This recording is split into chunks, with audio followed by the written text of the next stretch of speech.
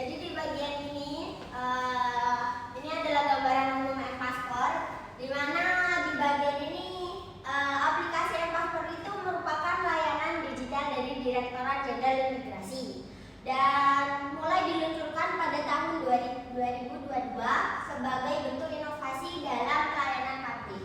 Aplikasi ini juga itu digunakan untuk mempermudah masyarakat dalam melakukan permohonan paspor secara online tanpa harus datang langsung ke kantornya.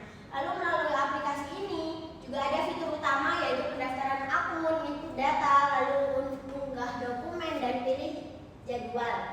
Lalu setelah semua proses dilakukan secara online, masyarakat itu hanya perlu datang ke kantor lalu menyesuaikan dengan jadwal yang mereka pilih untuk melakukan wawancara. Lalu aplikasi M-Paspor juga menyediakan informasi yang lengkap terkait persyaratan, biaya, serta lokasi kantor imigrasi, sehingga dapat membantu mengurangi kesalahan administrasi. Dengan adanya aplikasi ini, diharapkan proses menjadi lebih mudah, cepat, dan terorganisir. Dalam analisis penerapan M-Paspor ini, M-Paspor merupakan penerapan sistem informasi manajemen dalam pelayanan pembuatan paspor. Aplikasi ini mengintegrasikan data pemohon, proses verifikasi, penjadwalan, dan pembayaran ke dalam satu sistem yang terhubung. Jadi alur penggunaan M-Paspor ini yang pertama ada input, lalu prospes, dan juga output. Dan manfaat M-Paspor ini juga banyak bagi masyarakat dan juga instansi pemerintah. Yang pertama ada mengurangi antrian manual, yang kedua mempercepat proses administrasi, yang ketiga mempermudah mengakses layanan, dan yang terakhir ada lebih efektivitas dan transparan. Selanjutnya kelebihan dari M-Paspor sendiri, yang pertama itu ada mempermudah pengajuan paspor secara online. Kelebihan utama ini membantu masyarakat agar tidak datang secara langsung ke kantor imigrasi. Terus kemudian yang kedua, menghemat waktu dan tenaga. Dengan adanya layanan online, masyarakat tidak perlu bolak-balik ke kantor imigrasi hanya untuk mengurus administrasi. Pengguna cukup datang saat jadwal verifikasi dan wawancara.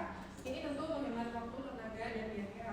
Kemudian yang ketiga, mendukung pembayaran digital melalui kode billing. M-Paspor juga menyediakan sistem pembayaran elektronik menggunakan kode billing. Pengguna bisa langsung melakukan pembayaran melalui bank atau kanal pembayaran lainnya. Dengan begitu, proses pembayaran menjadi lebih mudah dan cepat. Kemudian yang keempat yaitu tampilan aplikasi cukup sederhana dan mudah digunakan. Dari berbagai ulasan pengguna, tampilan aplikasi M-Paspor dinilai cukup sederhana dan mudah dipahami. Menu-menu yang tersedia jelas sehingga pengguna dapat mengikuti setiap tahap pengajuan paspor tanpa terlalu banyak kesulitan. Kemudian yang kelima itu mendukung modernisasi dan digitalisasi pelayanan publik. Kehadiran M-Paspor menunjukkan upaya pemerintah dalam memanfaatkan teknologi untuk meningkatkan kualitas pelayanan publik. Melalui digitalisasi ini, pelayanan menjadi lebih efisien, transparan, dan sesuai dengan perkembangan zaman. Selanjutnya kekurangan dari M-Paspor. Yang pertama, aplikasi sering mengalami error dan loading yang lama.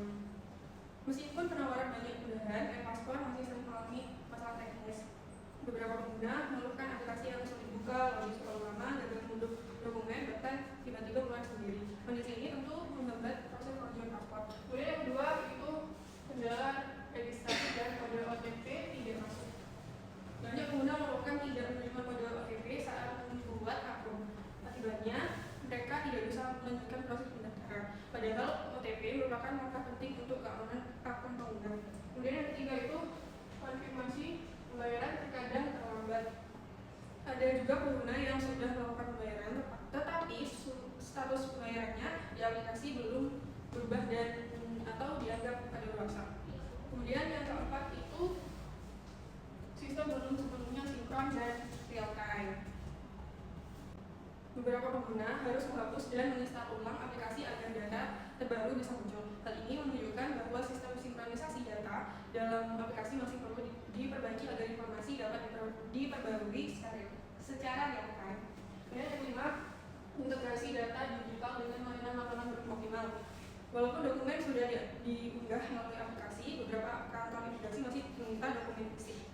Ini menunjukkan bahwa integrasi antara sistem digital dan layanan di lapangan belum sepenuhnya optimal. Yang keenam, sistem lokasi dan data wilayah masih bermasalah.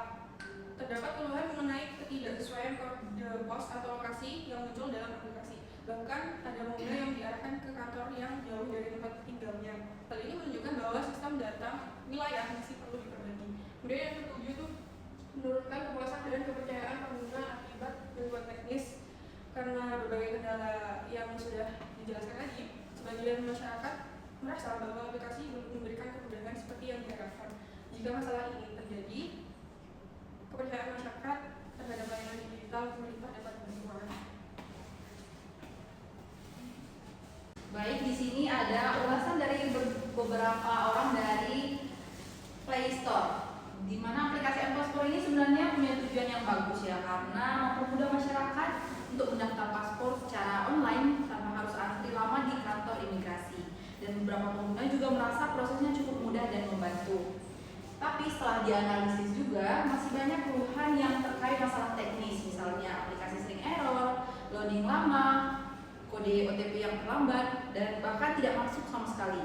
Selain itu juga ada masalah saat upload dokumen dan proses pengambilan foto yang menyebabkan pengguna harus mengulang proses pendaftaran.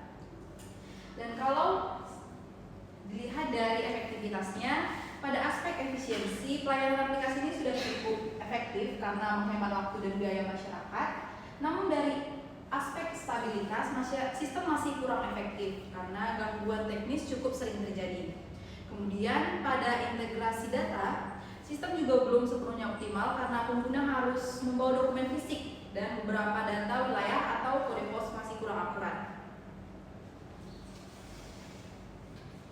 Selanjutnya yaitu rekomendasi pengembangan aplikasi M-Paspor, yakni yang pertama meningkatkan kapasitas server dan stabilitas aplikasi. Yang kedua, melakukan maintenance dan pengujian sistem secara rutin.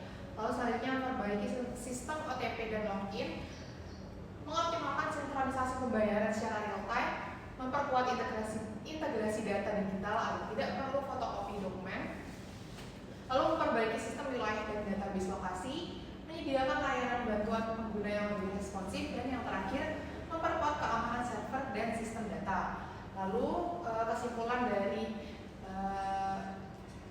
prestasi kami yakni M-Paspor masih terdapat beberapa kekurangan yang perlu dievaluasi, seperti aplikasi yang sering error, gangguan OTP dan loginnya, loading yang lama, keterlambatan konfirmasi pembayaran, serta integrasi digital yang belum optimal.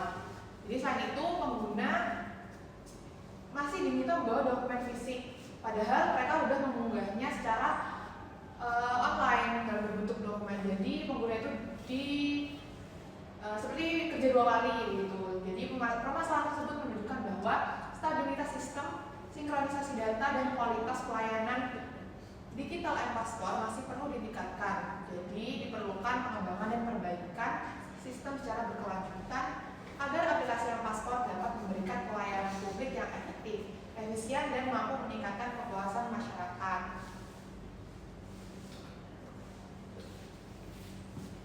Jadi sekian dari hasil diskusi kami. Barangkali ada yang ingin bertanya? 3 pertanyaan. Aja. Aku izin bertanya dong. Sebelumnya perkenalkan, nama aku Avanti Kirani Prasetyo dengan akhiran NIM 1085.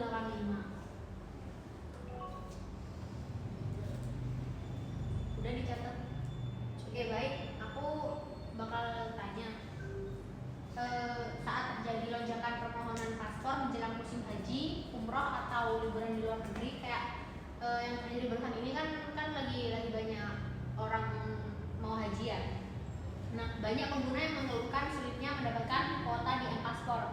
Nah, menurut kelompok kalian, apakah masalah tersebut menunjukkan kegagalan sistem informasi atau keterbatasan kapasitas pelayanan pemerintah? Terima kasih. Ya. Kita tampung terlebih dahulu. Untuk pertanyaan selanjutnya, Saya perkenalkan, nama saya Tembang Sastra Wijaya dengan akhiran NIM 1055. Saya mau tanya, saat masyarakat semakin terbiasa menggunakan aplikasi swasta seperti Gojek, Grab, atau mobile banking yang relatif cepat dan stabil, apakah wajar jika masyarakat memiliki ekspektasi yang sama terhadap M-Paspor? Sudah? Tidak. Terima kasih. Yang terakhir, Saya mau tanya, Ya. perkenalkan saya Fadila Agustina dengan akhiran NIM 1125. Nah, belakangan ini kan cukup banyak ya kasus kebocoran data pada pelayanan digital pemerintah di Indonesia. Sementara M-Paspor sendiri kan mengharuskan menggunakan dokumen penting atau resmi seperti KTP dan juga KK.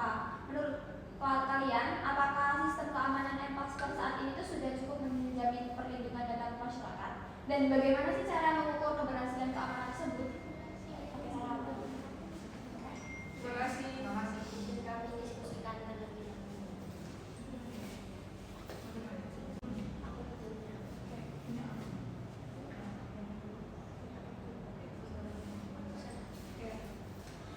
Saya ingin menjawab pertanyaan dari Afaf ya. Jadi menurut kelompok kami sistem keamanan M-Paspor itu memang belum bisa dikatakan bisa melindungi data masyarakat secara 100%. Karena memang pada dasarnya itu nggak ada sistem digital yang memang benar-benar sempurna dan juga bebas risiko. Namun sejauh ini M-Paspor itu sudah menerapkan berbagai mekanisme keamanan untuk melindungi data penggunanya. Jadi misalnya membutuhkan verifikasi identitas, lalu autentifikasi akun, dan juga pengelolaan data oleh instansi pemerintah.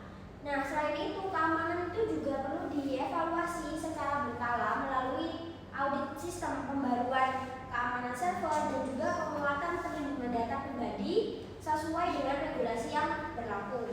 Jadi keamanan M-Paspor ini harus dipandang sebagai proses yang terus ditingkatkan, bukan sesuatu yang belum sempurna. Ada feedback? Apa? Enggak, sudah. Terima kasih. Sama siapa?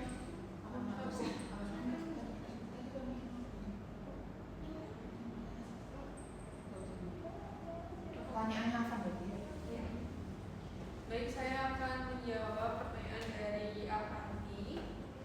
Menurut kelompok kami, masalah sulitnya mendapatkan kuota di M-Paspor saat terjadi lonjakan permohonan paspor, terutama pada masa-masa haji atau umroh ya, lebih menunjukkan keterbatasan kapasitas pelayanan pemerintah daripada kegagalan sistem informasinya. Hal ini karena aplikasi M-Paspor pada dasarnya tetap berfungsi sebagai sarana pendaftaran dan penjadwalan, tetapi jumlah pemohon yang sangat tinggi tidak sebanding dengan kapasitas pelayanan yang tersedia di kantor imigrasi. Namun, jika sistem sering mengalami gangguan, error, atau tidak mampu mengelola lonjakan pengguna dengan baik, maka hal tersebut juga dapat menjadi indikasi adanya kelemahan pada sistem informasi. Jadi, permasalahan ini umumnya disebabkan oleh keterbatasan kapasitas pelayanannya, seperti itu. Apakah sudah menjawab? Sudah, terima kasih. Sama-sama. Mohon tenang. Selanjutnya saya akan menjawab pertanyaan dari Sastra, yakni saat masyarakat semakin terbiasa menggunakan aplikasi swasta seperti Gojek, Grab, dan mobile banking yang relatif cepat dan stabil, apakah wajar jika masyarakat memiliki ekspektasi yang sama terhadap M-Paspor? Yang pastinya jawabannya adalah wajar karena M-Paspor sendiri itu juga digunakan sehari-hari oleh orang seperti M-Banking, Grab, atau Gojek. Tapi terdapat kesenjangan pastinya karena M-Paspor ini dibuat oleh pemerintah yang bersangkutan. Kalau Grab, Gojek itu kan swasta mandiri, jadi mereka istilahnya independen. Jadi karena itu instansi pemerintah ini secara nggak langsung dituntut untuk meningkatkan kualitas layanan digitalnya. Jadi pasti ekspektasi masyarakat kan